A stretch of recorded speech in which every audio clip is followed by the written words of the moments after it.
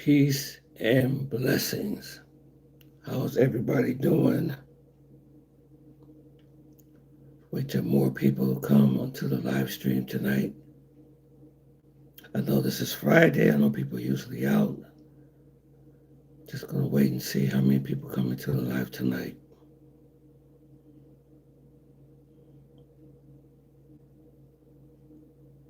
Let me see how many we got so far.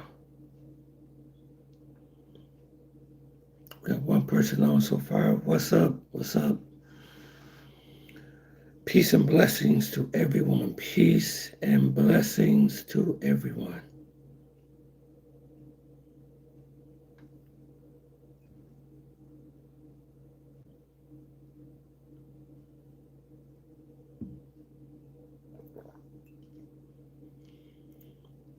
Let me see. So far, we have two people on. Hey, what's happening? Eldorado, how are you, man? I'm doing fine. Peace and blessings to you too, brother. I am doing fine, man. I got some important information on what's going on in South America, man. I don't mean to bring bad news all the time, but this is sure not looking good for us. Hey, what's up? What's up, brother? Dave, how you doing, Dave? Hey, man, good to hear from you, brother. I am glad to hear from you, sir. How are you? I'm having a blessed Friday, man. I am having a blessed Friday. Good to hear from you, Dave. We got to chop it up again, brother.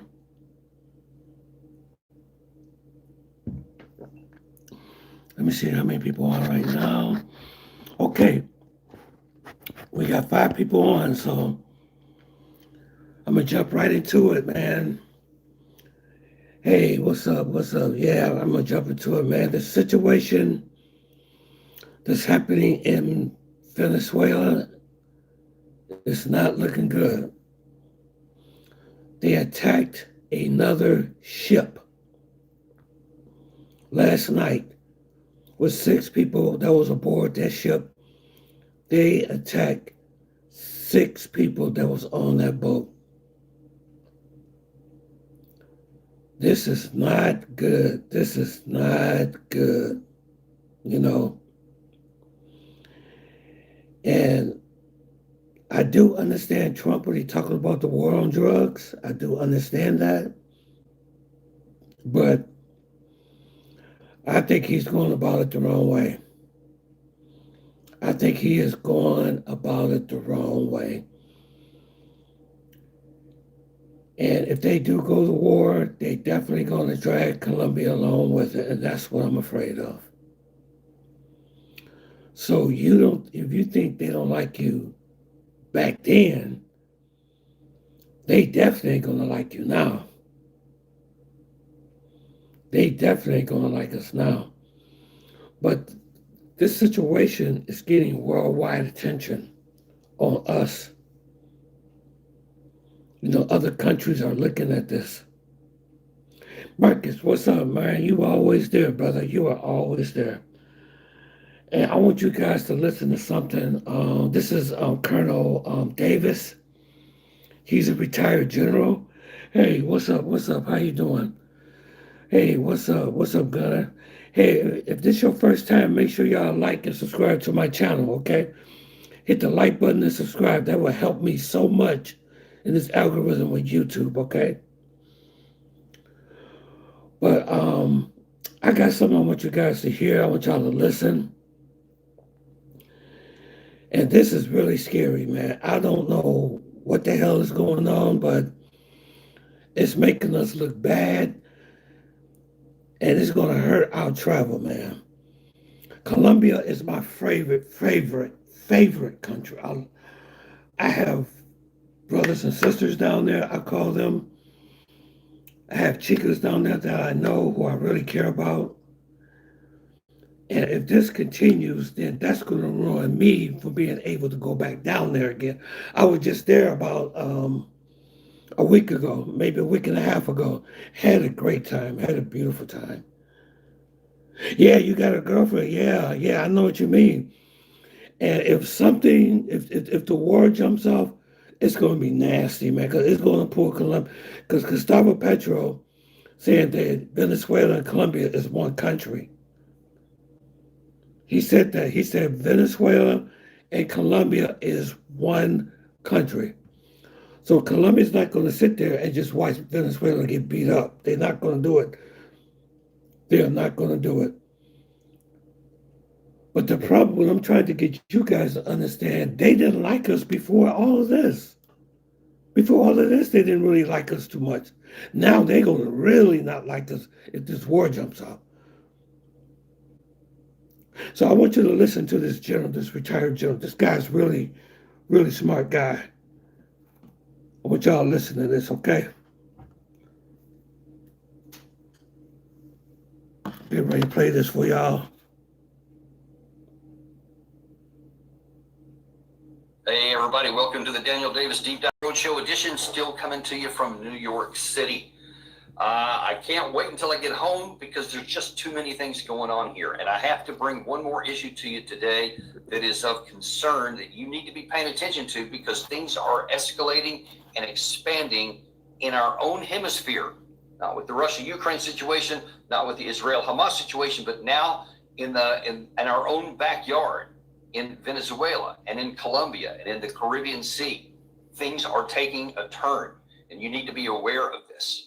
Yesterday in the Oval Office, you had Secretary of State Rubio give an explanation for what's going on down in Venezuela and how firm and tough our administration is looking out for your interests. In this particular case, there are people traveling on international waters headed towards the United States with hostilities in mind, which includes flooding our country with dangerous, deadly drugs. And they're going to be stopped. And that's what's happening. And in the case last week, you saw there was a submarine. It was a submarine. It was a submersible. That's a drug boat all the way through. We know what these boats are. The president just said it. We track them from the very beginning. We know who's on them, who they are, where they're coming from, what they have on them. If you're running drug boats, you're in grave danger. Okay, remember what he said there in just a second. We know who they are. We know what's going on. We know, right? That's echoing what President Trump himself said last week, where he said we have deep intelligence. We know everything about all these guys. And I've already shown you a lot of people who pay attention to this all the time, especially on drug running issues. They say, you haven't released a single name of anything, stuff that you normally do, things that normally you promote and brag about, things that you've taken, how much kilos of this or that, or what narco-terrorist, whatever title you want to put on somebody, you put that out. So far, those things haven't been coming. But let's look. So what he's talking about is that there's no transparency. Nobody knows nothing. Nobody knows the name of the victims. Nobody knows the people on the boat. They're not telling us anything. Look at the bigger issue there, because he is claiming, and did again in that clip, Secretary Rubio, that basically there's just this terrorist organization just running out of control in the Caribbean Sea. And holy cow, they're all coming up the water. They're all coming after America. And all these people are coming here to do us harm, so he says. Right. And of course, this all centers on allegedly that there's drugs in some of these boats. Maybe there is, but there's also evidence that there's not, in some of them anyway. But even what they are, what is the real purpose here? What is making America and these illicit and illegal drugs that's causing so many of our people to die and have overdoses, et cetera? We're trying to get a handle on that. Well, on the surface of it, that's fine. It's necessary. It's even an obligation. You're supposed to try to keep your country safe from that stuff. That's right. Supposed to be the bare minimum. But the question is, what are you doing that will succeed? And what you are doing, is that the best way to do it? Or even, will it succeed? Or, unfortunately, we have to ask this question, is there some other intention that you have? Or are you using this as justification to do something else? The classic shell game situation. Right. Like, what is your purpose? What are you doing? What do you expect to accomplish by this? Because you got drugs coming in this country so many different ways. You know what I'm saying? what we have before us does not line up with observed reality. No, it doesn't. There are such a small number of drugs that actually originate in Venezuela that come to the United States that end up there anyway. As I think I told you, one of the depending on which group you look at or which ranking, Venezuela is like number 16 or number 20 on the list. Mm-hmm. Some have it even lower than that. Right. So that means there's a whole bunch of other places where it's a lot higher. Now, what sense does it make? Work with the logic here. What sense does it make to say, I want to stop the drugs coming into the United States because that's an important issue, and I know it's important Good to a lot evening, of people. Chris. How are you doing, sir? Go after Good to see you. Somebody who's number 20 on the list. We're going to go after somebody who's way down on the list here, and we're not going to go after the 1, 2, and 3. I mean, why would you start with the little people down here, where even if you succeeded, right, it does. Let me see. Hold on. You wouldn't even be able to see the difference on it. Absolutely. Remember that the drugs also come from Mexico. Right. Also, right. They haven't even heard of Venezuela being a drug. No, you never heard of Venezuela being a drug. That's what I'm saying. That's what I'm saying. Why are they doing this? Why? Why are they just going after Venezuela? Because you have most of all the other drugs and stuff that comes out of Mexico. And then you got all the dealers that share in the States that's moving this stuff. So don't get me wrong, I believe in the war on drugs. I do believe in the war on drugs. I do. If they're going to do a war on drugs, you need to go to the schools. You need to go to the elementary schools. You need to go to the colleges. You need to go to the church. You need to go to the community groups. You need to, it will have to be mainly fought here because that's where the demand is coming from. It's coming from here. If you don't have no demand here, then you're going to you would put everybody out of business, basically. Yeah, the Mexican cartel is the worst. Absolutely. These are questions that we need to ask and that we need answers to, because the answers we are getting aren't working up. Now, when you only listen to President Trump and when you only listen to the official statements of people like Marco Rubio, then it sounds plausible. It sounds like, yeah, that's right. I mean, man, they're coming to get us, so I have to take you at your word. Mm-hmm. They're trying to kill us. They're trying, man, then of course we need to go after them.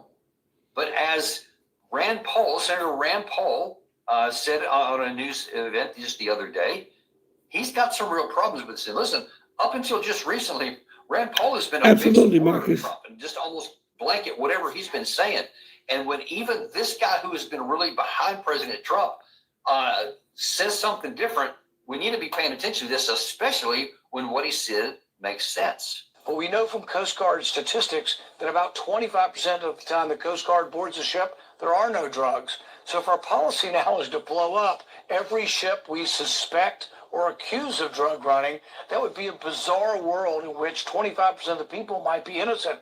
The other thing about these speedboats is they're 2,000 miles away from us. If they have drugs, they're probably peddling drugs to one of the islands of Trinidad or Tobago off of Venezuela. The idea that they're coming here is like, it's a huge assumption, and really shouldn't you have to present some proof? It is the difference between war and peace. In war, though, you don't ask people's name. But if they want all-out war where we kill anybody and everybody that is in the country of Venezuela or coming out, that has to have a declaration of war.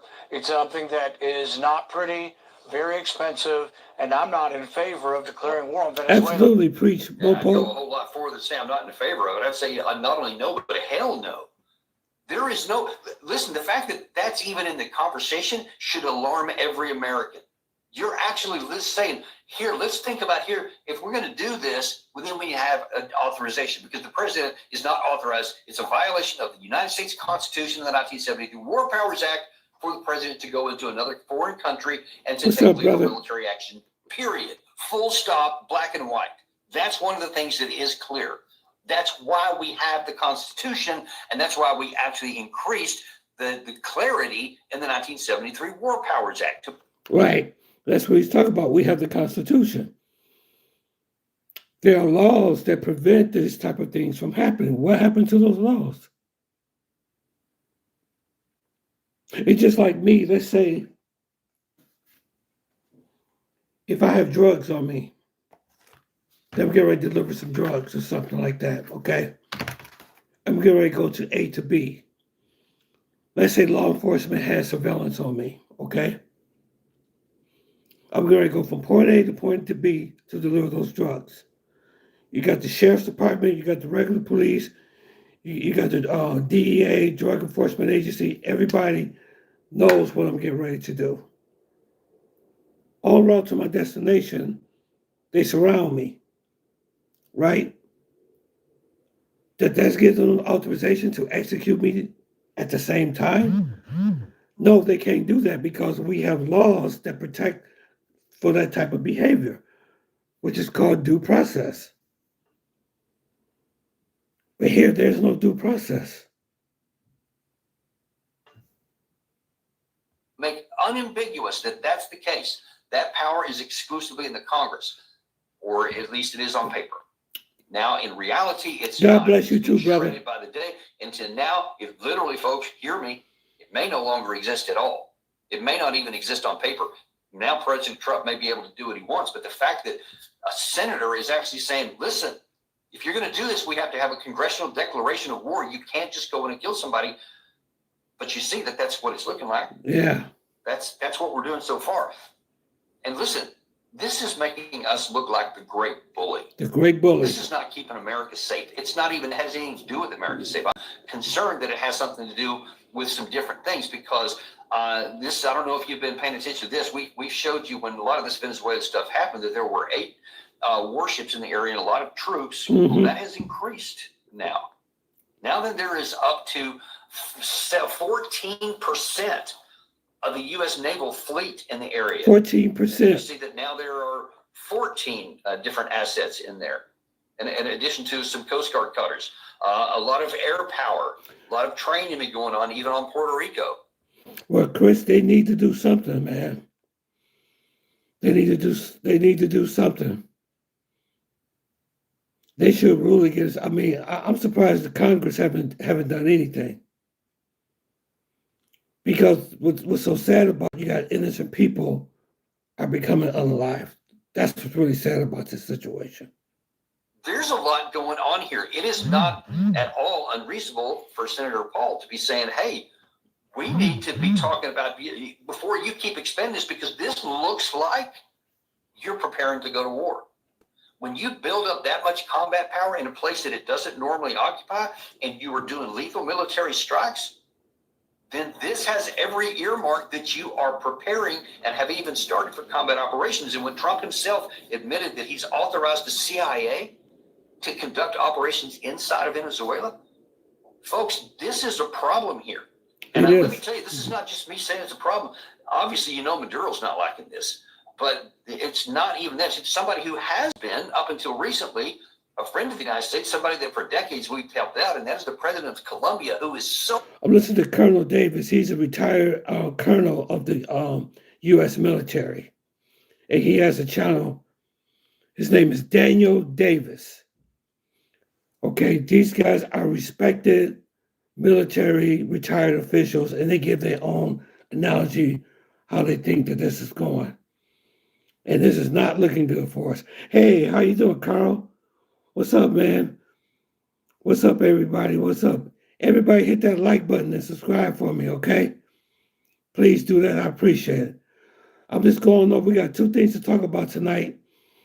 Right now, I'm talking about the situation in Venezuela is getting worse. They just attacked another vessel last night that unalived 6 people.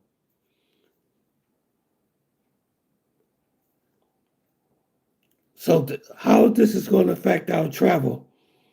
Some of us go to the Dominican Republic. Some of us go to Colombia. We travel down to, some people even travel to Venezuela. I know several people who went there.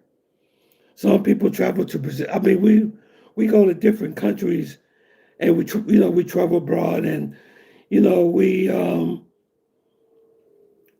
like to travel. I like to travel, but my favorite spot is Medellin and Barranquilla, Colombia. It's 2 of my favorite cities in South America. And if this happens, if they go to war, this would just mess up all possibilities of us ever traveling down there again. alarmed that he made this public declaration asking for global help. I'm not wrong in speaking to the world from Colombia, because what I am demonstrating is that Colombia is the heart of the world, and the aggression against Colombia is an aggression against the heart of the world, and I am calling on the world to help us. Absolutely. We will not be Before able to I go was to calling on the world to help the Palestine. Now I am calling to on the this because they Caribbean. want to attack us, and they are mobsters, and Trump is believing them. And what do we do in response to that? Did that sober us up and say, okay, well, hang on here. Let's don't get crazy on us or anything like that? No. In fact, Trump doubles down on it. Now, he's a thug, and he's a bad guy, and he's hurt his country very badly. They're doing very poorly, Colombia. They make cocaine. They have cocaine factories. Him and Gustavo Petro cannot stand each other. And you got Gustavo Petro is begging for help because of the tax on the boats down there. He's actually asking for the world to help him. Wow. They grow all sorts of crap that's drugs, bad drugs coming into the United States, goes generally through Mexico. And Thank you, Carl. he better watch it or we'll take very serious action against him and his country. His country is, what he has led his country into is a death trap. You know, this whole 7 million people that protested over last weekend, No Kings rally, this is the kind of stuff that prompts that.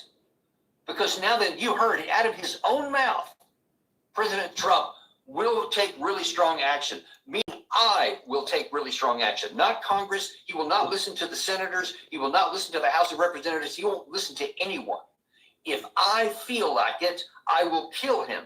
I will kill people and destroy his country. And I'll do the same thing to Venezuela.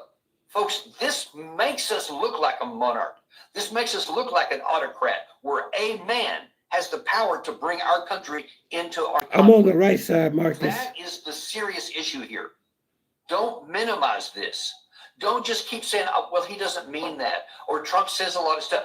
Listen, you see, he means a lot of the stuff. It turns into actions.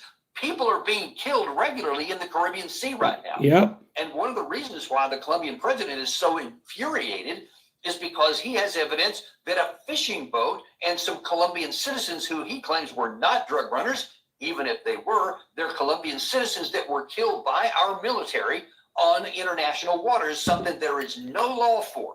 You cannot do. And this claim that we have perfect intelligence, which they never provide, is not sufficient, is not adequate. This is supposed to be a democracy.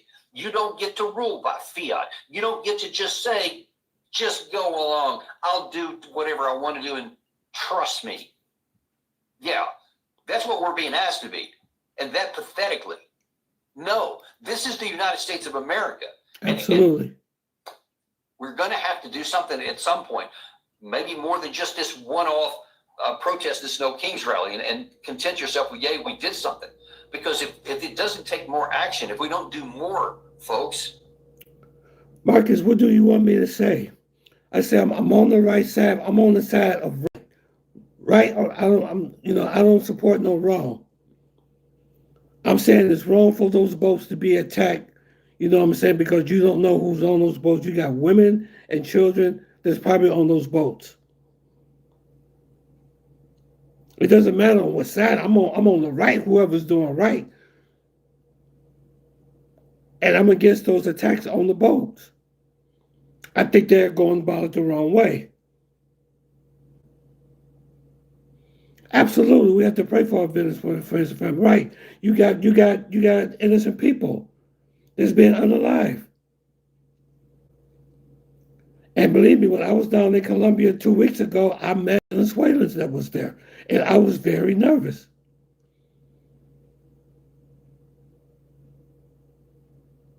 Right, the right thing to do, absolutely. What would be the right thing to do, like what he was just talking about? What would be the right thing to do? And what we're doing is not the right thing. I don't think it's the right thing. I support the war on drugs, but I don't support of doing it this way. If we don't make our voice heard, and that's what I'm advocating here. So far, we still have freedom of speech. We need to make our voice heard. And a lot of people, I'm asking you, really share this with everybody. Understand, this is a big issue. It's bigger even than what's going on in Venezuela, because if this works, if this succeeds and he continues to be able to use lethal military power anytime he wants, and he's already done it in Iran, and now then you keep doing it here, where is it going to stop? And why do you think it's going to stop? They'll keep lying to you and telling you whatever they think you need to hear to be quiet, while they go and do whatever they want to do, kill whoever they want to kill, take whatever they want. Now, in our country, people listen to that and they just can't come to believe. They can't bring themselves to believe that Trump, who is so popular and who so many love, that he can't do that. We just can't see that, so they can't believe it. But I assure you, outside of our country, there's a lot of people alarmed. There are millions, probably billions of people that are really alarmed at what they see in the United States. And that fear is going to cause other people at some point to rise up and to stand against us. And you heard President Petro right there ask it, I need help. I need help. See someone come and help us. Mm-hmm. That is a shame that America is in a position right now where somebody has to ask help from us. Ain't that something? He said that we are in a position right now that people got to ask for help from us. We're usually the ones that give them the help. Now you got people running from us. Wow, man. That's sad.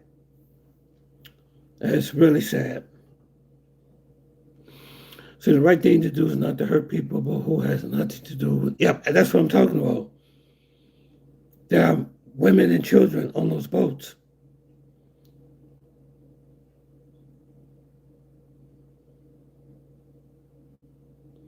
Absolutely, you said that's their personal decision. You're absolutely right, Marcus. Absolutely, sir. Michael. Absolutely, yeah. But if the war happens, you can forget going back down there. If you got a girlfriend or a fiance or somebody that you really care about, you won't be able to see them again. I talked to Cookie today. She's doing okay. But if something will happen down there, I will not be able to go down and see her anymore. She asks me all the time when I'm coming back down. Like what's my next visit? You know, if I'm coming on Christmas. I said, I don't know.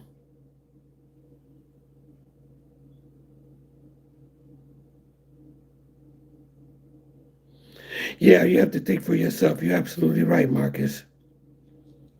You have to think for yourself, absolutely. At the end of the day, people you worry about, I'm worried about you. Right. But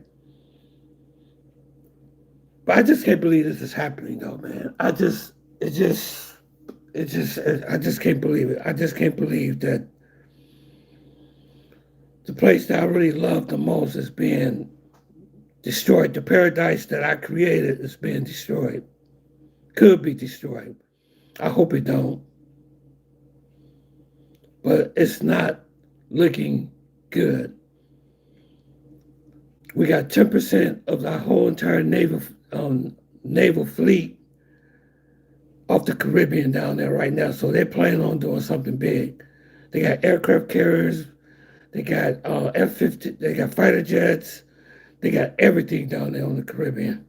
Everything is down there. I just hope that I hope that it doesn't come to this. I really don't. That's too bad.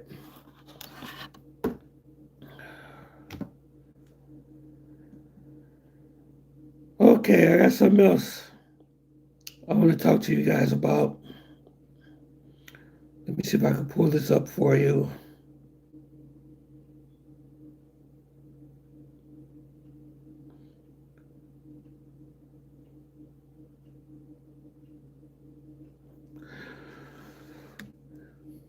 Let me see what else you got to say. It was a waste of time worrying about someone else because while you're sitting there being miserable, the person you worried about outside enjoying hers his life. Yeah. That's true. But I did talk to her today. She's doing fine. She's doing really well.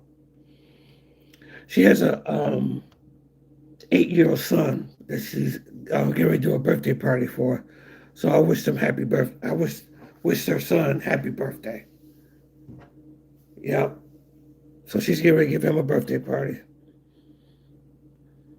It's good to make connections. You know what I'm saying? It's very good to make connections.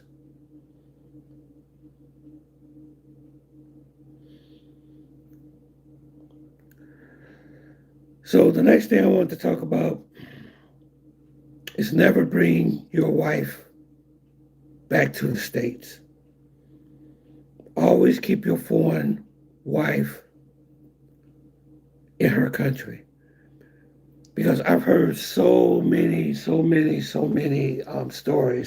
of people making the wrong decisions. And they end up regretting it. So I got a story of this guy was in Thailand. He met a girl that he brought to the States, and it was just a total nightmare. That's why I tell you guys, when you meet a foreign woman, when you fall in love with one, or if you marry one, never bring her back here because it's going to be problems. Check this out. All right, what's up? Thank you for the, hey man, thank you. Thank you for the super chat. Thank you so much. Thank you, Satan. Thank you very much. God bless you. Thank you. Thank you very much. Thank you.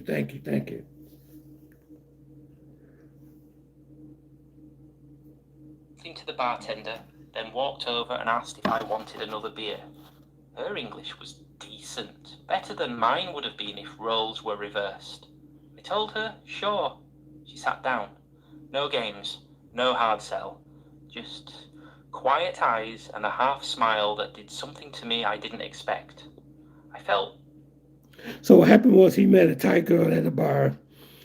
The girl's looking at him, he's looking at her, and every day, and she's making that eye contact.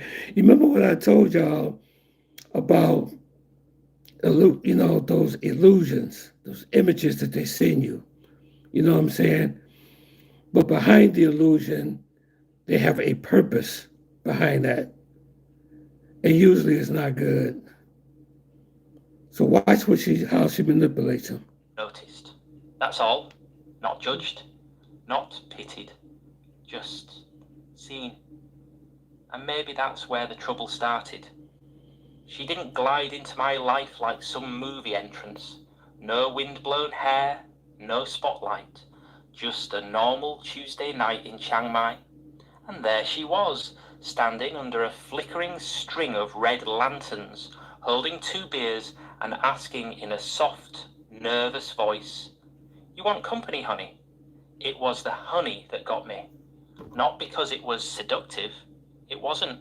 It was... And you know what's so sad about these stories? Let me tell you what's so sad about these stories. It's like the same old type of guys fall for the same old bullshit, basically. Let me see. Hold on. Let me see. Yeah, they just were. They do the. I don't know. They fall for the same hokey doke every single time. Clumsy. Like she'd heard it used in some rom-com and decided to give it a shot. But it worked. Because for the first time in years, someone said a word that didn't sound like an accusation or a sigh. It sounded hopeful. Her name was Beam. 27. Said she worked 2 jobs, waitressing here, helping her cousin sell clothes. Marcus, not Marcus. Somewhere out in the Smooth Life. A lot of times I'm gonna get with you, bro. A million miles from anything. Rice fields. I'm gonna get with you, brother. Bikes, dirt roads, I work like 12-hour shifts. There, she said. Just send me a message. That part didn't surprise me. It's what good daughters do in places where family actually means something. We talked for hours. What's up, Joe? Joe, what's up? What's up, brother? Little things. She asked what snow felt like, if all American houses really had ovens. She laughed when I told her I'd been married once and said, "Only one time? You were lucky there was no pressure, no agenda, just being sipping a Coke Oh, you're next going to to a Rice, party? Okay. smiling at Hold on, let me me like stop I it. was the So you're going to a party? Okay, that's cool. That's cool. Guys, I like to, before we continue, there's something I like to say to everyone. Okay. Always remember Instagram is for consultations. My Instagram account is for consultations, not to be calling, to be shooting the breeze or anything like that. It's for consultations, or if you all have messages that you want to send about something that's going on, you know what I'm saying, that will be, news that I can bring to you or something like that. Because sometimes I'm getting calls like in the middle of the night where people just want to call and just, because, I have to get up early in the morning, the type of job that I got. But that's not what the Instagram is meant to be. It's meant to keep you guys informed, and you guys inform me. Like sometimes I get things, like the Jay Rillo situation. Somebody actually sent that to me on Instagram. Okay, the situation that's happened in Venezuela, the situation that's happened in Colombia. I know somebody just got robbed in Brazil, stuff like that. But just to be calling, just shooting the breeze, that's not what the Instagram is meant to do. Okay, everybody got to remember this is a huge. My channel is just as important as Zach in Effect. I mean, I got his Instagram, but I just don't miraculously just call him on Instagram just to shoot the breeze. I mean, I love engaging with you all. I love it. I love talking to you guys. But that Instagram is meant to as a form of communication for consultations, you know, for information that is exchanged between us and our group of what's going on. It's not meant to be people want to chat at 12, 1 o'clock, 2 o'clock. I'm getting calls at 2 o'clock in the morning on my Instagram. That's getting a little bit too, a little bit ridiculous. So I enjoy talking to you guys. I enjoy chopping it up with you all. You all are really good people. I love everybody on this channel. But also this channel is a business. It's something I do professionally, that I'm trying to expand, trying to grow, trying to market my products and things on here too. So I just wanted to say that. I enjoy talking to you guys. I enjoy chopping it up with you guys on here. But I just wanted to just say that. I appreciate that. Yeah, Joe, what's up? I thought you was consultation via laptop. Like, no, I do consultation on my no on my um, Instagram. I do consultations on there. I do video chat because it's on the comment section on my description on my videos. I always put for consultations. You can contact me at Tony MA40 for consultations. I just did a consultation with a brother on here, and we had a very good consultation. My consultations are very cheap, very cheap. They're only $20 an hour. I tell you everything you need to know about dating a Colombian girl, where to take her, how to be safe, what to do, what not to do, how to travel around, and how to stay in the spot where you have to worry about nobody doing any harm to you. That's what I teach on my consultations. I talk about if you're interested in a romance tour, I tell you how much it costs,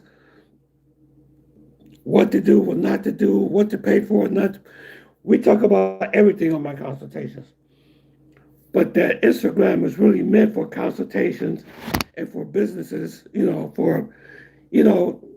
if something comes up or there's a problem in the country, or let's say if there's a visa restriction on something in another country, that's who I usually like communicate with.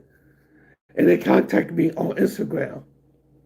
Okay, I don't call people like I'm talking on the phone, like, hey, what's up? What you doing? Oh, I mean, my Instagram is not meant for that type of reason.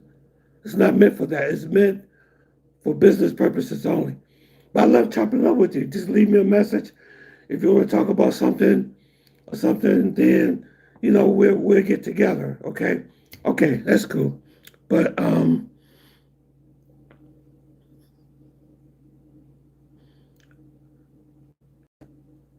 yeah, you get a consultation from me. Yes, you can. Yeah, I just did one. Yeah, yeah. I'm not going to keep people's name confidential, but I do consultations on that, and everybody who I've done a consultation with has been pleased. They have been pleased. They have been very satisfied. Because I'm gonna tell you something. Most of these bigger channels, they will charge you up to $100 to $300 for a consultation. I know a YouTuber right now, content creator, that he charges $300 for his consultations about Thailand. You know what I'm saying? And there's nothing wrong with that to charge that much. But you can't beat $20 though for a whole hour.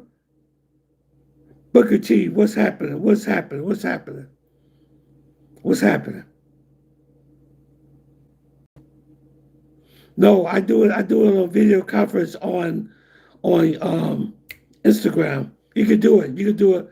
And matter of fact, it goes very well. It does very extremely well. I don't do consultations on Zoom or anything like that. Matter of fact, I'm getting ready to get rid of StreamYard probably because it's too expensive. StreamYard is almost $50 a month. I'm getting ready to get rid of it and just do lives this way. Okay, Booker T, what's up? Most interesting man in that smoky little bar. The next night I went back.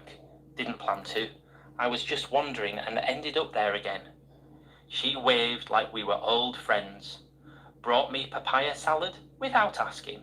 Sat next to me. This time she touched my arm when she laughed. By the end of the week, I'd forgotten. And she just be, these Thai women and stuff, they just be setting these guys up. She just, I mean, man, I tell you. They be getting set up, man. Oh, she touched my arm. She did this. Of course. She's trying to What it felt like pull you in. She started coming by my hotel on her days off. Oh, boy. We'd walk around the night market, and she'd hold my hand like we were a real couple. Mm-hmm. She took 100 photos of food and always asked if I was too spicy. Okay, Joe, we'll talk later, brother. Not anymore. Enjoy the party, man. I could have eaten fire if it meant she'd smile at me like that again. I know what you're thinking. I wasn't naive. I knew how this might look. But there was a softness in her that didn't feel put on. Oh, there you go again. Yeah, they make these things so elaborate. They make it very elaborate. And only these girls are doing, they're just playing them. They're just playing them like a piano. The name of this channel called Inside Thailand Stories. This guy tells about stories about these guys. They go down there, they fall in love with these girls, and these girls just use the mess out of them. One night, she came over and cooked pork belly with kale on the little hot plate in my hotel room. Burned the first round, laughed so hard she cried. Then she sat cross-legged on the bed, feeding me with her fingers like I was some ancient king. "You're a good man," she said. "You take care of me. I take care of you." That's what they say. That's the moment it shifted. Not just lust or loneliness or convenience, but a sense that maybe, just maybe, we were filling something in each other that the world had knocked hollow. I extended my trip. Then I did it again. I told my buddies back home. And you know what? A lot of those relationships, none of they're transactional relationships. If you do for me, I do for you. Remember, that's what she just said. These girls don't do nothing free. Always remember that they do not do anything free. Everything has a price to it. And money, there you go. Yep. It was just to unwind, maybe escape the summer heat in Arizona, but that was a lie. The truth was simpler and sadder. I didn't want to go back to an empty apartment with grey carpet and a fridge full of leftovers I didn't remember making. Beam started calling me her future. Said it casually, like it wasn't a big deal, like I'd always been headed her way. When she looked at me, it wasn't with stars in her eyes, more like faith. She believed I'd do the right thing, that I'd take care of her, that I'd bring her with me back to the States and start some version of the life she'd only seen in Korean dramas and... There you go again. She wants to come back to the States. So she was flattering him because she wanted to go back to the States. And when they start talking like that, that's a bad sign. That's a bad sign. But watch when you hear about the story, how she changes on him. And that's what you have to worry about. When you bring them here, they will change on you. It won't be the same girl that you used to know anymore. Instagram reels. She talked about living in a place with seasons, buying a little car, watching snowfall. I won't pretend I didn't like the sound of it. One morning I woke up and watched her brush her hair in the dim hotel mirror. She was wearing my old Arizona Wildcats t-shirt, the one with a bleach stain on the back, and I thought, maybe this could work. Not because it was perfect, but because it was peaceful. I'd had enough of screaming matches and slammed doors. Beam never yelled. She just tilted her head when she didn't understand something and said, "Okay, honey." I didn't... But how can you, but the thing I don't understand about these guys that go down there and they fall in love with these women, they bring them back. You haven't even known her for a day. You don't even know who she is. And you trust her to bring her back to the United States. Propose in some grand cinematic way. No music, no candles. We were eating grilled pork skewers on the curb, and I said, "You want to come back with me? To Arizona?" Her eyes welled up. Not big dramatic sobs. Oh boy. Just that quiet kind of crying where someone's trying to hold in a lifetime of disappointment all at once. She said yes, before I even explained what the visa process looked like. I called a lawyer back in Tucson the next day. Wow. Listen, let's hold this up. Well, I'm not trolling this guy, but he's doing the visa process already? And you don't even know who this girl is? Oh, man. I don't know. It's just something about this loneliness. It's just certain guys just do not like to be lonely. You met a girl, you only met her a few days. Y'all have dinner once, and she says she wants to go back to the States, and already you calling a lawyer to make up the papers. That's way too fast. Moving too fast. A deposit, got photos taken, bought a ring, not a diamond, just something simple with a silver No, this is not a romance story, Marcus. Installed in MBK. She wore it like it weighed 5 pounds. Showed it to every friend, every street vendor, even a monk who blessed it for luck. At the airport, Beam held my hand so tight it went numb. She didn't cry like in the movies, just kept whispering, "Thank you, honey. I make you proud. I promise." And me, I believed her. I really did. That's the part that still hurts the most. Arizona hit Beam like a punch. The heat wasn't the same, she said. Thailand was humid. No, you can't have no girlfriend for days. Arizona was dry and sharp, like walking. Yeah, they only knew each other for days, Marcus. They only knew each other for days. And within a few days, he calls his lawyer to make up papers for her to come back to the States with him, to Arizona.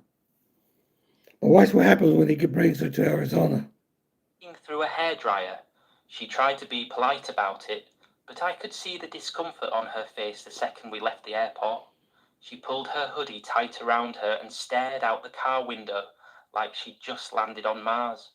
The first few days she was quiet but upbeat. Took pictures of the house, sent them to her family, Tried to cook, but said the vegetables here tasted like plastic. I drove her to the Asian market across town. Beam spent 2 hours there and came out holding a single packet of seasoning and some Thai basil. That night, she made something she called pad kra pao, and I swear she barely ate any of it. Said it wasn't the same. She slept in late, said jet lag, but that excuse wore thin after 2 weeks. I'd come home from work to find the TV blaring Thai soap operas, empty instant noodle cups on the table. Now things is about to get bad now. He brought her back to the States, and right away he knows the difference in her attitude. He knows the difference in her attitude begins to change. I tell you, do not bring your wife back to the States.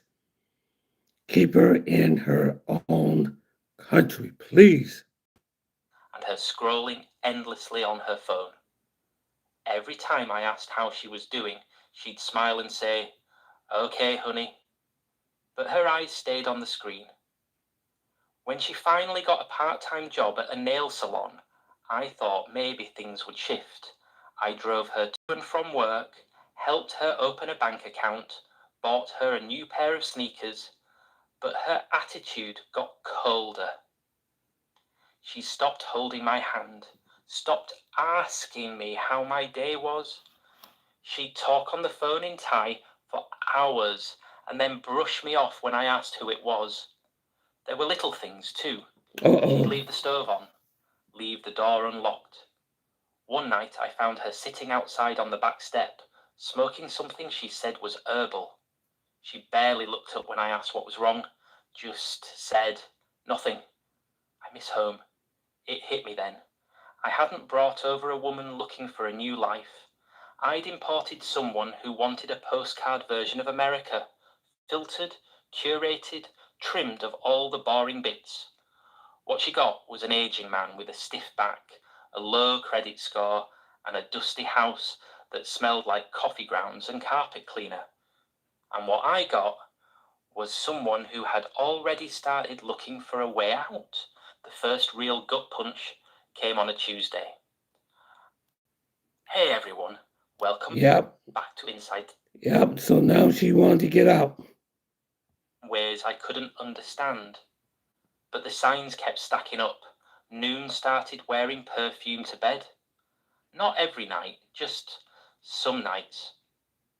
Darren began showering twice a day, always late, always after her. I once caught him using her phone. He said she asked him to fix the Wi-Fi. Fair enough. But the screen went dark when I walked past, like gut punch came on a Tuesday. I was fixing a thermostat in some retired couple's condo when I got a text from my buddy Pete. Just a screenshot, no message. It was Beam's Facebook page, newly updated. Wow. A photo of her in a tight dress, hair curled, posing in front of a mural in Tempe. The caption read, "New life, new me." Comments under it were all in Thai, but one name stood out, Art, a guy she'd mentioned once, maybe twice. Tattoo artist in LA. So she didn't show no interest in him at all. As soon as she got back to the States, she didn't show no interest in him at all. She was posting pictures on Facebook and talking about another guy. Thai American. She'd laughed it off back then. Just friend, honey. But now his name was on every post. That night I asked her straight out. She was sitting cross-legged on the couch, scrolling through TikTok. I said, "Who's Art?" She blinked slow, like I'd asked about algebra. Then, without looking up, "He, friend," from online. We just talk. I said, "You telling me you got all dressed up and drove across the city to just talk to a friend online?" She didn't answer, just said, "Trust me." Trust? So she came all that way just to see another man. She came all that way to the United States just to see another man. She got all dressed up, hair made, lipstick on, everything just to go on a date with somebody else.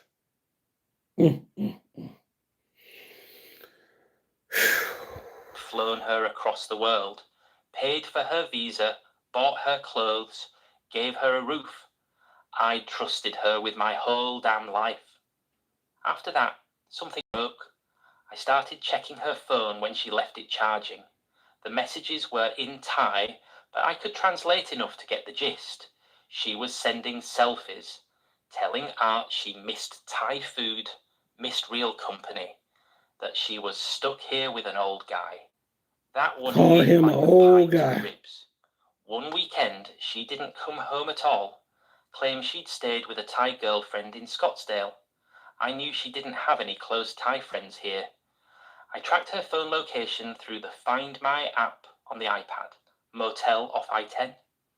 I drove there, sat in my truck across the lot for 3 hours, watched the lights turn off in a second-story room, watched her silhouette pass by the curtain. I didn't confront her, didn't scream, didn't cry. I drove. So then you catch your woman with another man at a hotel. She was seeing a guy at a hotel. Wow, man. That is messed up, man. You spent all that money. You spent all that money and all that time and all that paperwork just to bring her back over here, and she cheats on you with another guy at a hotel. That's why you gotta get to know people, man. Home and sat in the dark, the TV flashing blue light across my face. Something in me had changed. That old ache, the one that had been hollow since my ex left, it filled up with something new, ice, cold, sharp, unforgiving. I stopped asking questions, stopped making dinner, just started watching, paying attention, like a man with nothing left to lose, waiting for the exact moment to strike back. Side piece, Marcus. Because I knew now Beam hadn't just left me. She'd never really arrived. She must have thought I was stupid. Or maybe she just stopped caring whether I knew or not. That's the thing about people who lie often enough. They forget the lie's supposed to be hidden. I installed a Ring camera quietly, not out of paranoia, but for clarity. I needed to stop second-guessing myself. One Monday afternoon, I checked my phone during lunch. Notification, motion detected at front door. I opened the app, expecting a delivery. It was Beam, dressed up, not casually, done up like she was headed to some rooftop bar.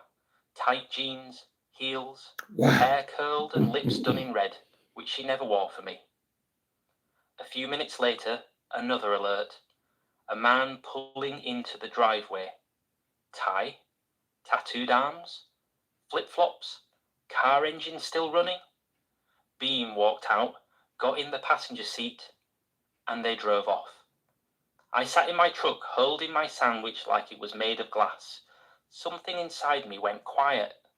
Not rage, not grief, just this slow, methodical stillness, like watching your house burn down and knowing you don't have anything left inside worth saving.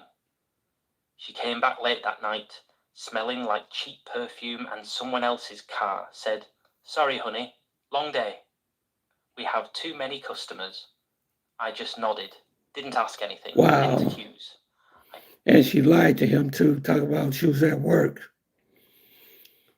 Wow, he called his wife in a hotel with another man. She was cold busted. Then she lied about it. That's why you gotta get to know people, man. That's why you gotta get to know people.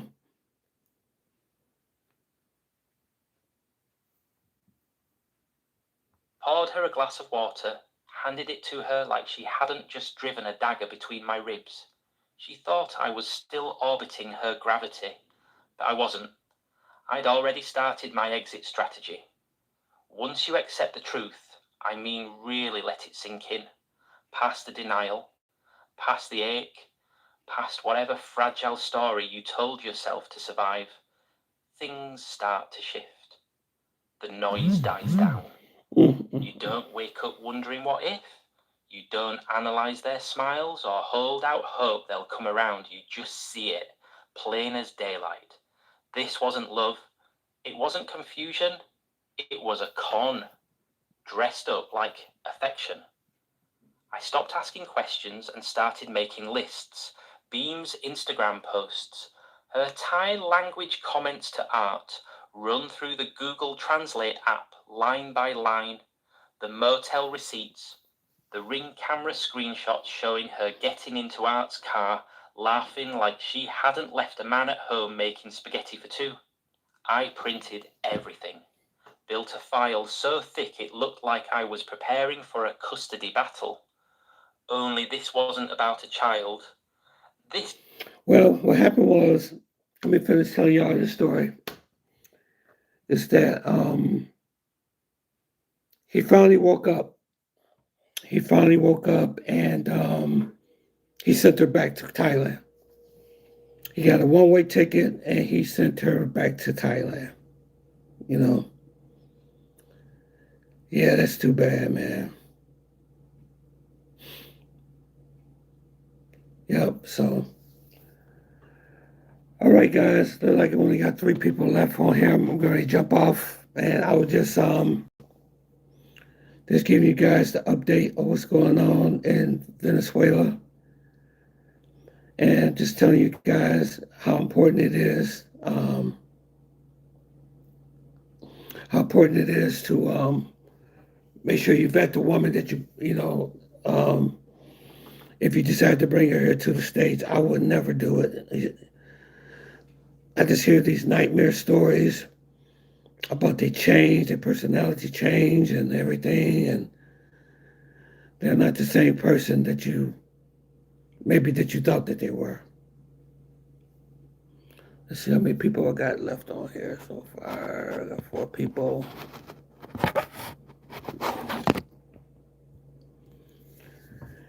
Yes, sir. Yes, sir. Yeah, you're right, Marcus. Get the truth. Once there's no truth, there's nothing to talk about. Absolutely. But he sent her back, though. He sent her back to her country. He sent her back. And she couldn't believe that he did it, but he sent her back. And she cheated on him right in his face. She said she called him an old man.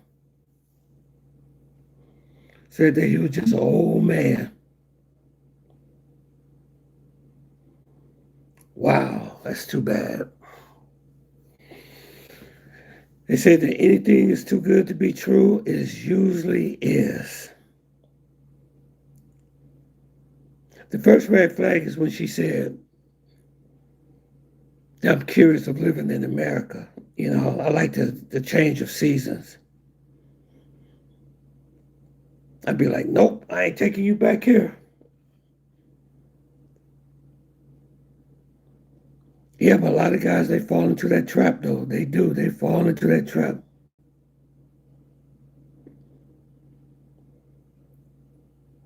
She didn't have any respect for him. None.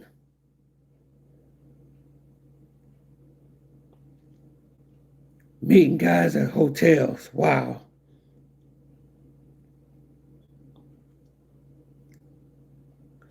That's what they say. You can't turn an H into a housewife. You can't do it. Yeah, it was all planned. Yep, it was planned. The whole relationship was just planned. That's why I tell you guys, don't bring your wife here. And then if you do marry somebody, make sure you cover your assets, okay? Make sure you get a prenuptial agreement.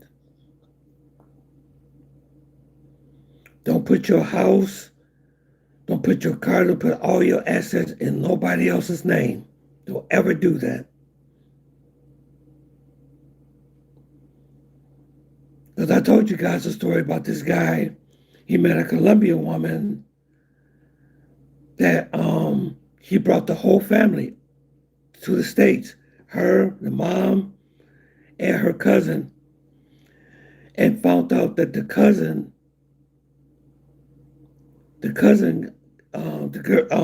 woman that he was with, that he married, got pregnant by the cousin. I thought that was disgusting. And guess what? She ended up getting the house. He ended up getting nothing. So her and that cousin can live in that house together.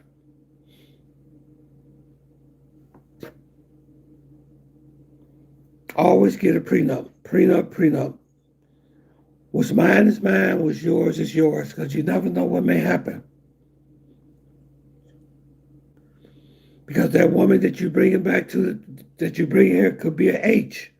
I'm not going to say the word here on YouTube, but she may be an H.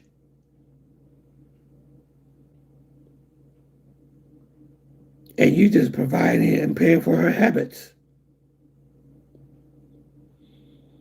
But this particular individual, she didn't have no respect for him at all.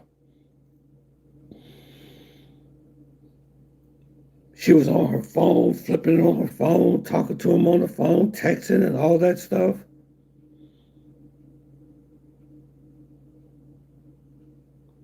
She really acted like she didn't want to be there.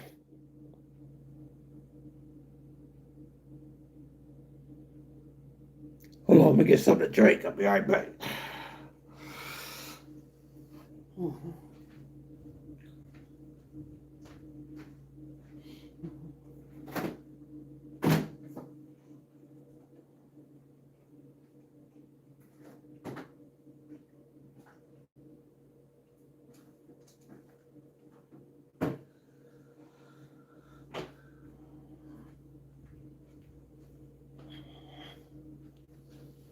Okay, all right.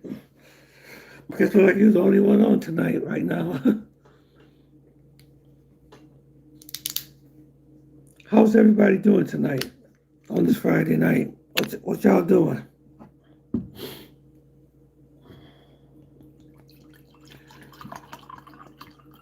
Tell you, I wish I was in Colombia right now. I'll tell you that.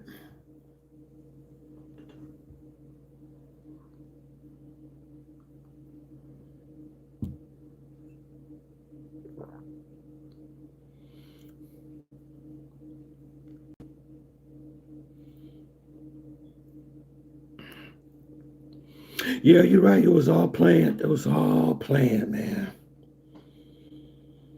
But at least he sent her back where she came from, though.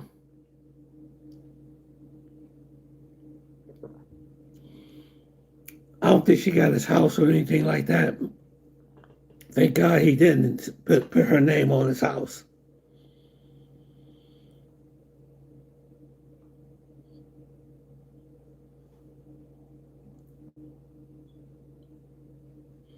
Yeah, I know everybody's watching the playoffs. The World Series is on too. Oh, wow, yeah.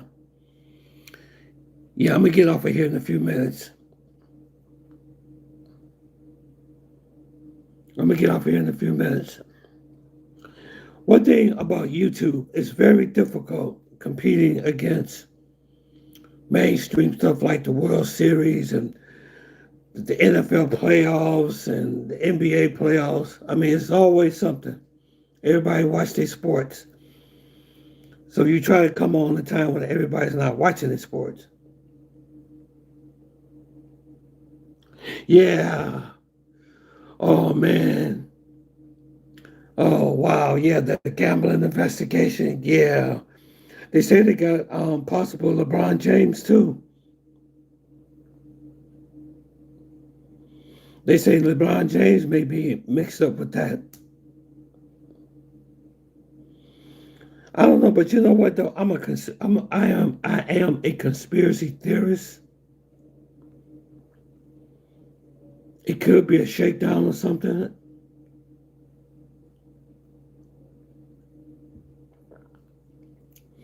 But I love Chauncey Billups though. I do. I know me and Chauncey Billups, we go way back. The Bad Boys, the Pistons.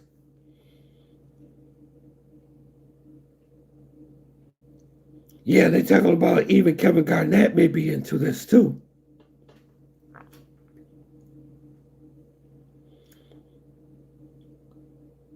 They trying to bust this thing wide open. But I hope Chauncey Billups don't go to jail or anything like that. That would be disastrous, man. I do not want to see Chauncey Billups or anybody go to jail. Oh yeah, that's what I heard. My family was involved. That's what they say. But you know what? I'm gonna be honest with you. There's so much propaganda coming out of the White House. Out of and it's like you don't know who to. I don't know who to believe anymore. I don't.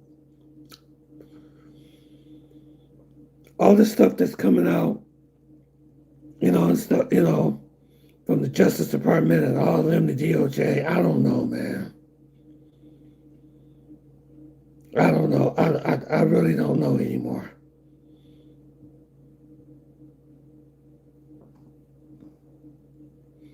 So, Chris, let me ask you a question. Is Chauncey Billups still coaching, or did they take him off? Did they suspend him?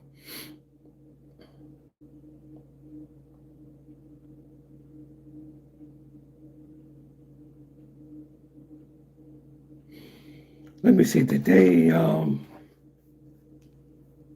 know they arrested him. Of course, some of these games are rigged. Of course, of course.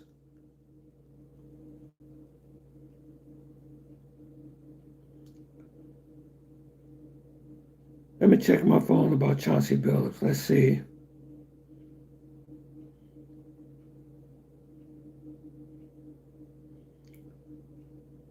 I do not want to see him go to jail.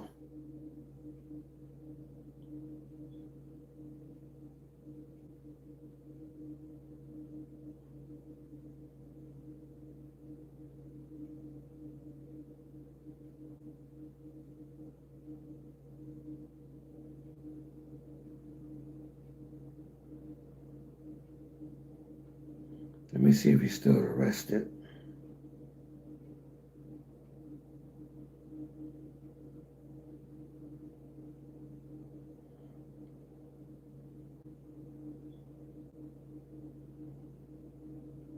Okay, this is what happened. Chauncey Billups was arrested on Thursday after coaching the Blazers' season opening home loss to the Minnesota Timberwolves on Wednesday night. He was released after appearing before Judge Julie Wilson, the U.S. District Court in Portland on counts of conspiracy to commit wire fraud and money laundering. Wow. Oh boy, they got some really heavy charges against him. He must have paid bail. Yeah, he's suspended. Right. He's suspended.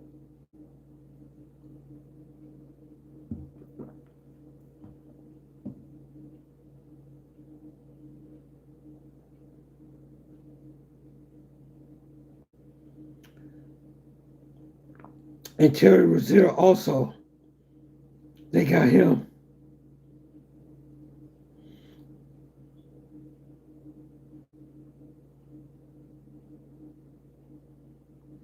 They said it's over 30 people that's been arrested. 30 people. 30 people been arrested.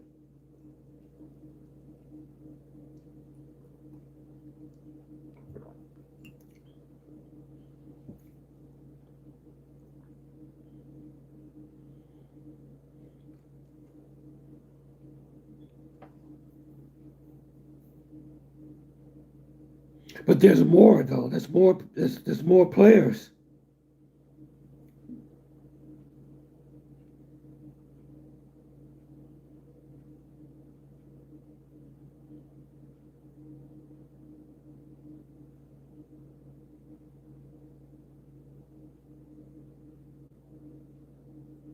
Wow.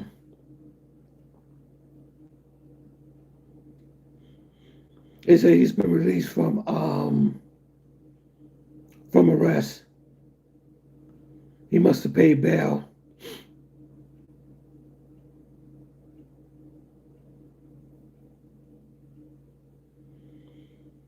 And they say possibly LeBron James could be connected to this too.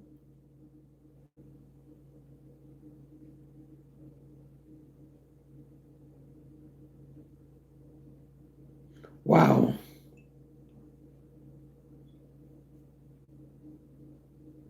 Yeah, you're right. Yeah, yeah. Let's see, Booker T said gaming companies like the FanDuel. Yeah, FanDuel. I don't gamble though. I did have FanDuel, but I got rid of it. I got rid of it. Gaming companies like FanDuel and Underdog want to be the only ones making money. Absolutely. Absolutely. Yeah. They would take down anyone who's cutting into their pockets, especially if absolutely Booker T. Absolutely. Yes. Absolutely. If you're black, yeah. Yep. Yep. Absolutely. I agree with you 1,100%. Because I said, I don't want to say too much on the channel, but I am a conspiracy theorist to a degree. I am. And all the stuff that's coming out, it's like you can't believe what's coming out of the Justice Department and stuff anymore. It's like all the stuff like the unemployment numbers and all that stuff. It's like you can't believe nothing no more. It's like guys. It's like we're living in a time that there's really no substance anymore.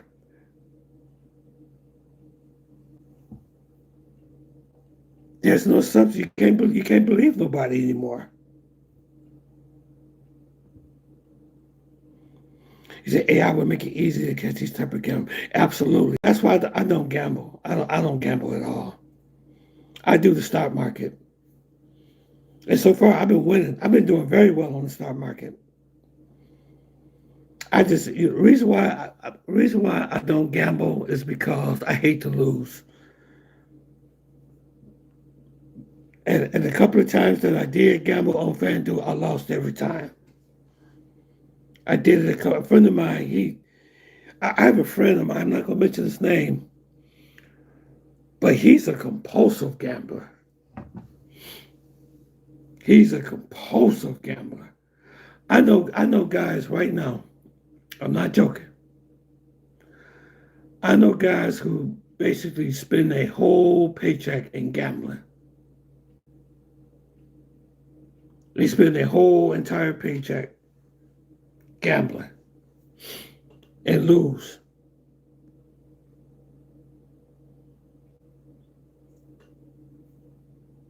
Let's see. It's really stupid for players making 26 million a year to risk everything. You know what? You're absolutely right, Arizona. But you know what? Money's not everything. Money is not everything. Money can't buy you happiness. It can't. Money cannot buy you happiness. You remember the guy he talked about that people come to Pattaya, come to Thailand.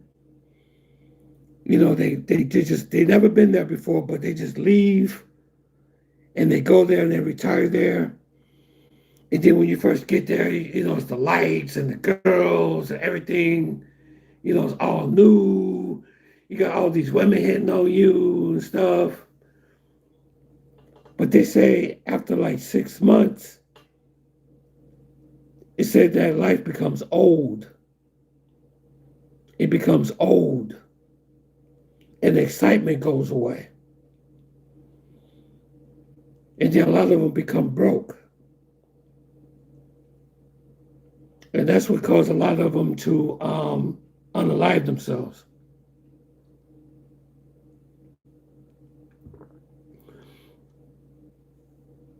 But yeah, you're right. Money cannot make you happy. It takes God to fill that space in your life. Yeah, 26 million a year, risk everything. That's true. Because you know what, Arizona, they done everything. I mean, let me put it like this. You travel everywhere. You got the house that you want. You got the cars that you want. You slept with I don't know how many women that you want. What is there left to do? What is there left to do?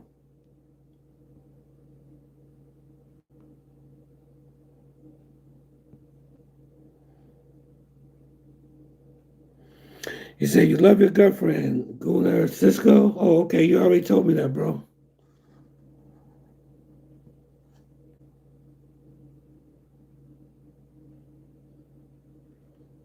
Yeah, did you know 70%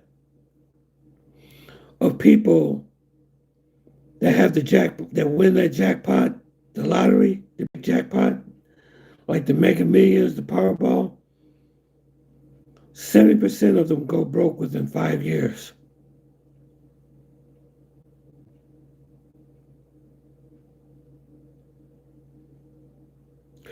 Great Wolf, boy, that's so much trolls on this line tonight. I'm getting a lot of trolls on here.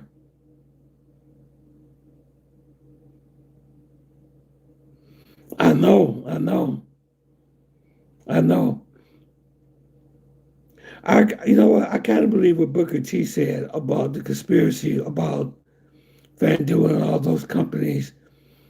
You know, if you cut into their profits and stuff, you know, cut into their business, that they would, you know, tell on you.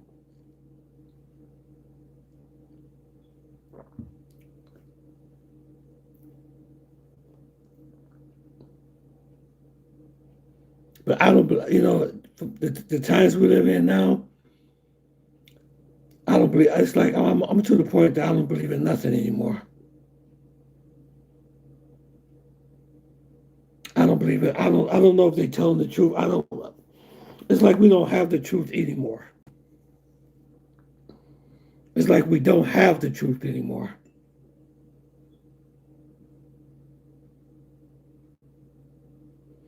Yeah, I would risk my freedom. That's true. You end up behind bars like Diddy.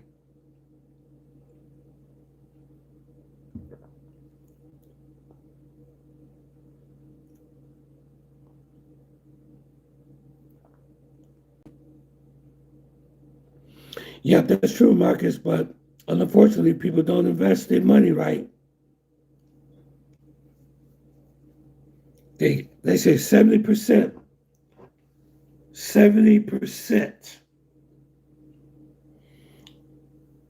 of people who wins the Powerball on the Making Millions, they go broke within 5 years. I remember I was watching a story. It was this woman that won. I think it was probably was the Powerball. I think she won like 50 million, 100. You know, and she went through all that money. And then what was so bad about it, her church that she attended to, the pastor sued her. Can you imagine your own pastor suing you? She ended up losing all that money.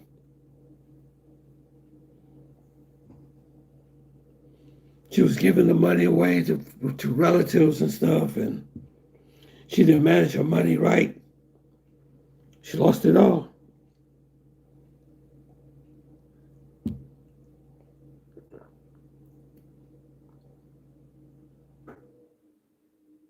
You said another possibility. Wait a minute, hold on. You said when people don't see millions of dollars before they start spending on unnecessary stuff, when you win the lottery, make sure that you invest money into something that will help you in the future. Absolutely. Yeah. You're absolutely right, sir.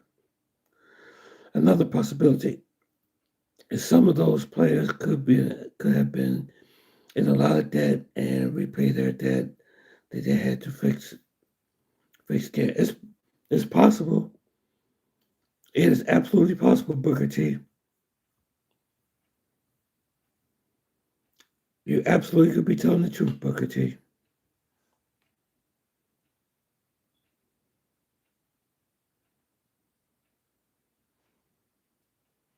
They could have been broke. Absolutely. I heard a rumor. I'm not for sure, but I don't know if it's true.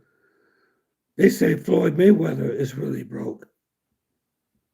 Booker T, do you think Floyd Mayweather is broke?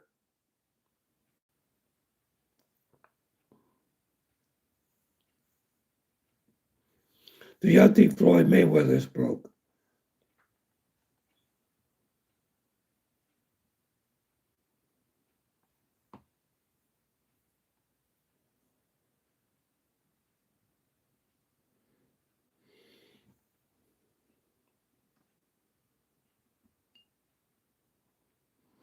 See, that's why they said money and fame is a drug. When people get a taste of the money and the fame, their head explode. Yeah, you're right, Marcus. He started spending. Yep. Yep, you're right, Arizona. I heard a rumor, because one thing I don't understand, why do we keep picking up these exhibition games? These exhibition matches, you know what I'm saying? What is that new heavyweight champion? Not heavyweight, but the welterweight champion. What's that guy name? What's up, Babe? What's up, Jay? Jay's in the house. What's happening, Jay? Yeah, it's possible he could be broke. I heard that he was broke. I heard he was broke. What's the name of that other fighter that Floyd Mayweather wants to fight in the exhibition? What's the guy that just won the real young guy, really smart individual? Crawford, yeah. Yeah, Crawford, yeah. Yeah, yeah. That brother has let me tell you something. He has a very good head on his shoulders. Crawford has a very good head on his shoulders. Terrence Crawford is a super middleweight champ. Yeah, yes, that's what I'm talking about. There you go, Jay. Yes. And he's very intelligent. Very intelligent. I'm very impressed with him.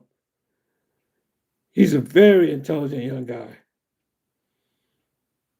He's not like Floyd Mayweather, showing watches and the bling blings. I got these cars and I'm big money Mayweather. No. And I heard Mayweather is trying his best to get a match with him, an exhibition match to make some money. But he said, no, I'm not going to do it. Crawford said, no, I don't want to do it.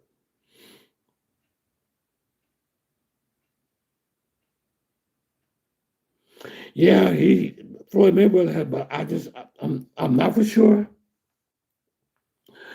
I'm not saying for sure, but I've heard that he was bankrupt. He made some type of real estate deal or something that didn't work out.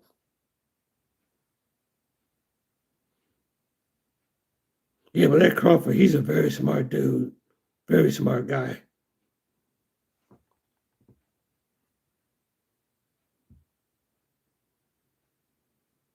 Yeah, he was close to a billion. Yeah, he had a lot of money.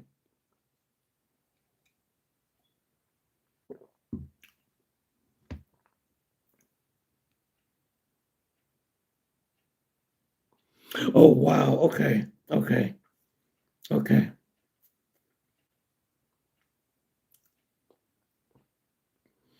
So you haven't really made that much. So Crawford haven't really made that much money. Okay. I see what you're saying. Yeah, that's what I heard. A lot of his fights didn't bring in the money like Floyd Mayweather's did.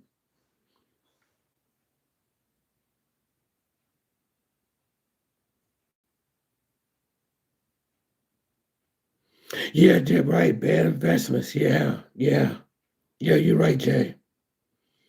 Those bad investments will hurt you. They will hurt you. Yes, they will.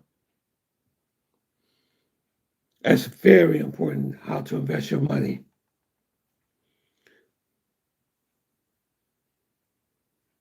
Let me see.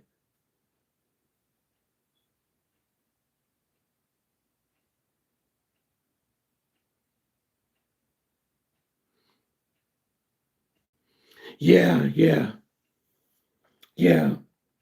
I hope Chauncey Billups don't go to jail though. And they talk about LeBron James may be wrapped up in this too. That's what I heard.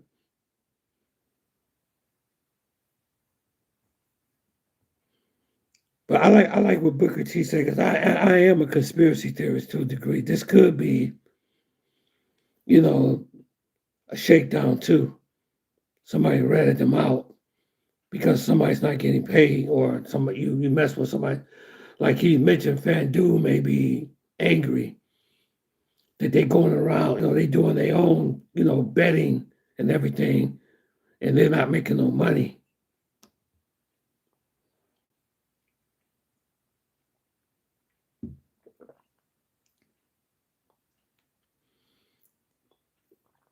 Matter of fact, Jay, you know what? They said there's a lot of people who's very addicted to gambling. It's the worst problem. See, we're talking about people getting hooked on drugs, but there's so many things that people are hooked on this in this country, man. People are hooked on drugs. People are hooked on gambling. And you got people who are hooked on pornography, porn. That's like a drug.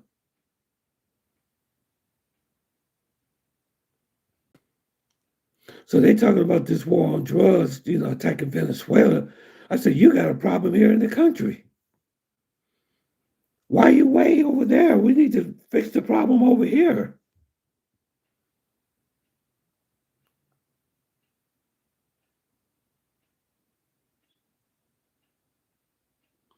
Yeah, I'm investing in gold, man. Make sure you invest into some gold. Gold is very important, brother. Gold is getting ready. I heard right now, you know what? Let me tell you this, brother. I remember Booker T. I remember an ounce of gold back in 2014, 2013. I remember when I was hearing about gold was becoming popular back then. 1 ounce of gold was $500 back then. Now an ounce of gold is worth $4,000. That's where your wealth is buying gold. I talked about this on my channel before. And I introduced you all to a lady that talked about how important investing in gold is. Gold locks in your wealth. Okay? Yeah, gold's been going crazy since 9/11. Absolutely. Yep.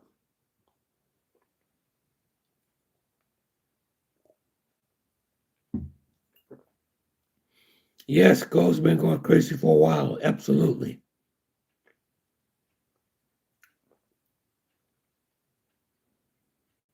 But it's like $4,000 an ounce.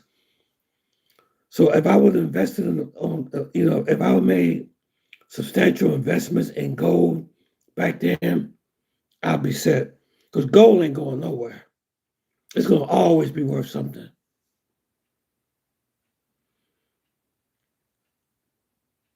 I wouldn't spend too much in dollars, US dollars.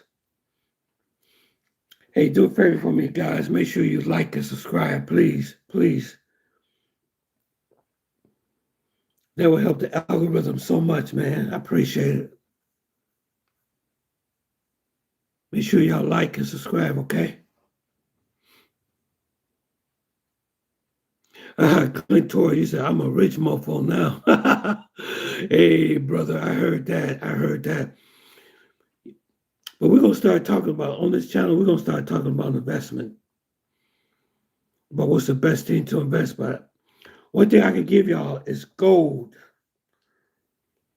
Let me see. Let me go ahead and find out how much is gold right now.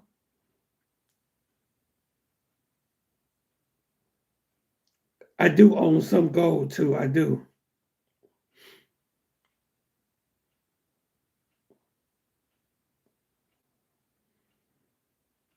You guys got to work on your wealth, man. You got to work on your wealth. Wealth is very, very important. Wow, you said I bought it when it was 300 an ounce. Yeah. Let's see. Wait a minute. Come on. Much ounce of gold? Let's see. Wow.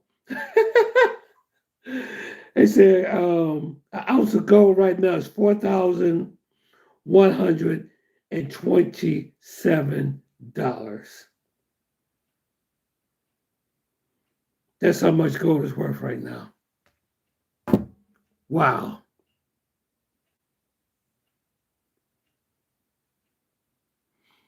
Yeah, you can't beat that with gold. Owning precious metals, owning gold, you can't beat that. Gold go back thousands of years. Thousands of years.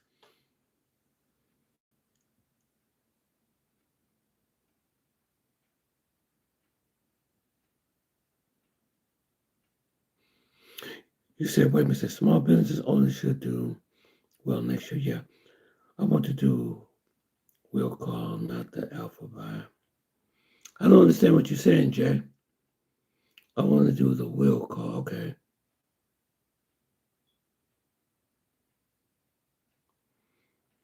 I think right now you should invest. Let me see. What do I invest in? Prospect Capital has been very good to me. I have to pull out my portfolio and show y'all what I invest in. Okay.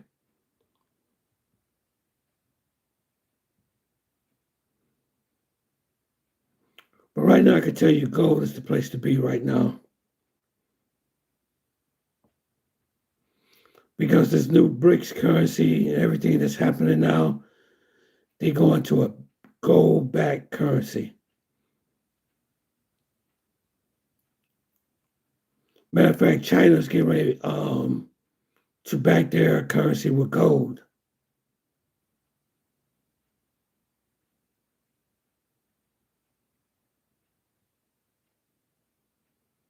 Okay, so you're on Amazon and Google and shit. Okay.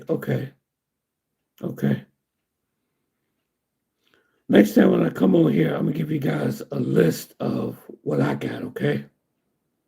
What I own. We gotta get our finances together, man. We gotta get ready for what's coming. Because I wanna always be able to travel, man. I don't know about the rest of y'all, but I do. So okay, I hope this thing with Venezuela, I don't know what's gonna happen with that, but I'm gonna keep you guys posted on that, okay?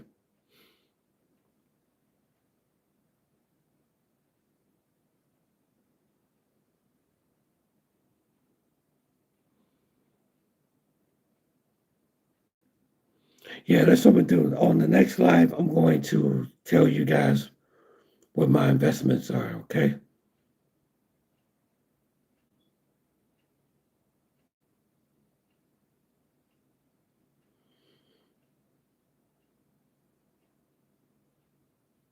Yeah, you in it for the long run. Absolutely, you in it for the long run. You don't get into the investment game, you know, you know, unless you're doing. I know guys used to do. God, what was the name of that? I can't remember the name of it. Forex trading. I remember back in the day we used to talk about forex trading.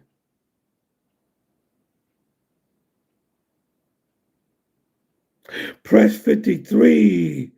What's up, brother? How are you, man? Press 53. It is a honor to see you, sir. Salute to you. Salute to you, sir. Press 53. Are you still going to Colombia? Are you still going to Colombia? I'm sorry, man. I didn't mean to make you real nervous. I think you said you was going to Colombia. I think you was going to Cartagena. I hope I didn't make you very nervous about going down there.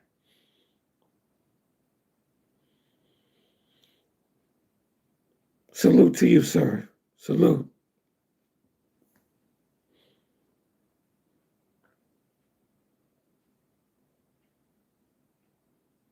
Not right now. Okay, very good. Okay, okay, right.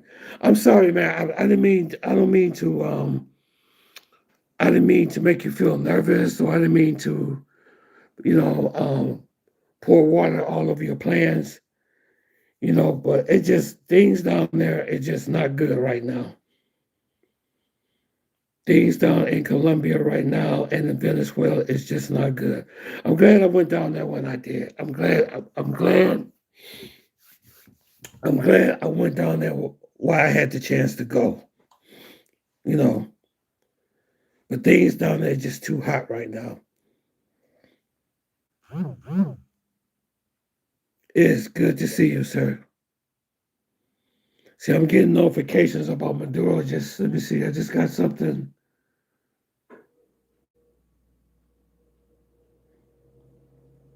because they're building. Because what's really nerve wracking is that they are building forces down in the Caribbean. The United States got aircraft carriers. They got fighter jets. They got all these ships, like 10% of the whole entire fleet in the Caribbean right now.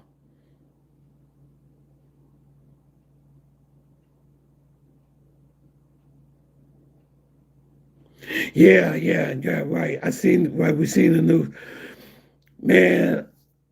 You know what, Press 53? I'm telling you, man. I'm about to cry, man. Because I thought about going back to Medellin to see Cookie for Christmas, man.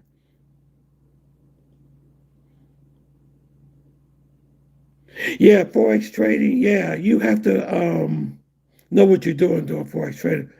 Yeah, you got to know what you're doing when you mess with forex trading. But I know people who are doing it though, and was making money doing it too. Yes.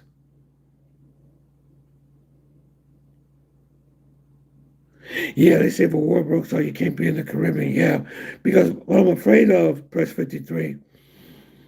This is what I was talking about earlier. That really kind of make me nervous a little bit.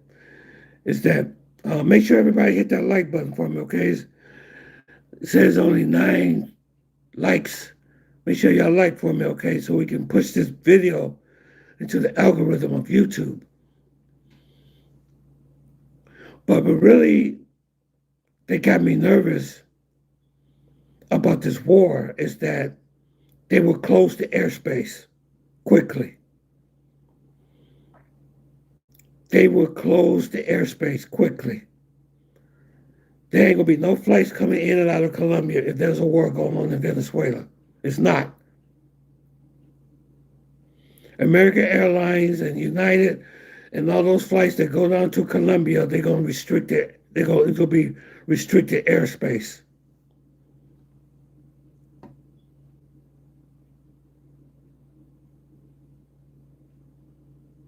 Yeah, yeah, you're right, Booker T. Yeah, it's really higher during that time. But it would be so nice to spend Christmas with Cookie though. Cookie was she was cool, man. I really digged her. Even though the last morning, I told y'all about, that was no big deal. But overall, good person, good, cool person.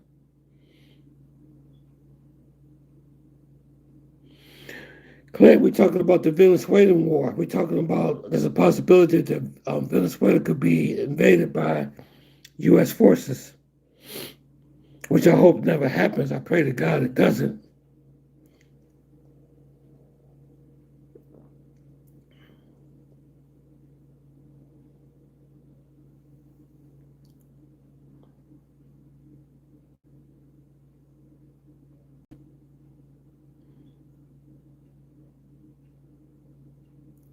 Yeah, I hope it doesn't happen, man. But it doesn't look very well. It doesn't look well.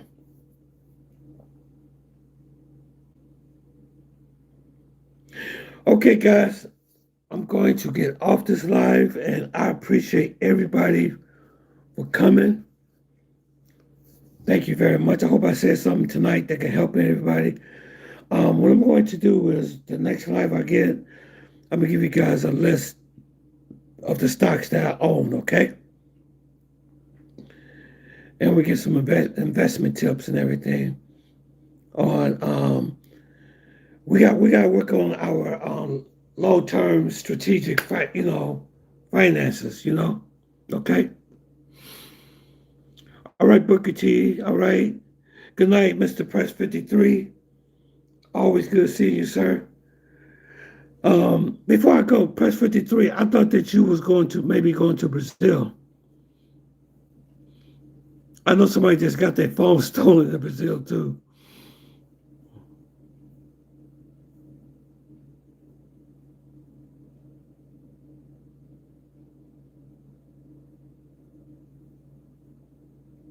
Yep, so, okay. God bless everybody. Love everybody on here.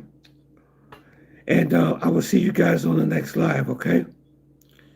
If you want a consultation, you can contact me at TONY, M as in Mary, A as in Apple, 40, Tony Mom 40. Yeah, Mary Jane, yeah. Yeah, Mary Jane's in Brazil. She got her phone stolen. Yep, that's her, Mary Jane. Maybe one day I could get her on this show, maybe one day. And before I go, if you guys ever want to support my channel too, I am a published author. This is my book, Descent into Chaos.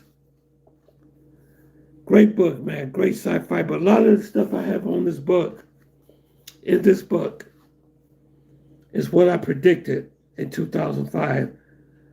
And a lot of the things that's going on geopolitically is in this book. Even though the book is fiction, but it was just amazed how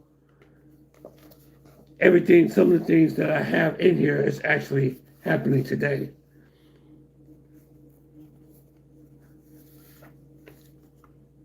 This is my book right here from Amazon. You can get it on Amazon. Descent into Chaos. My name is Anthony.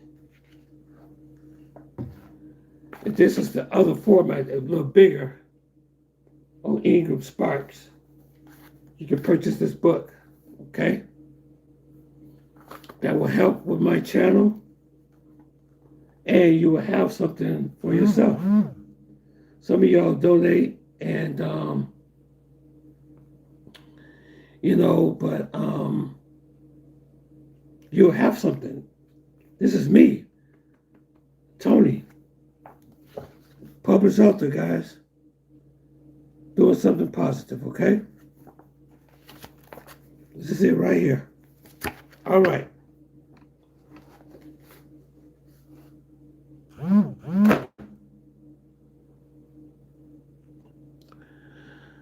All right, guys. I will see you guys on the next video. God bless. Thank you. Yeah, replaced by 2500. Yeah. Okay. Thank you.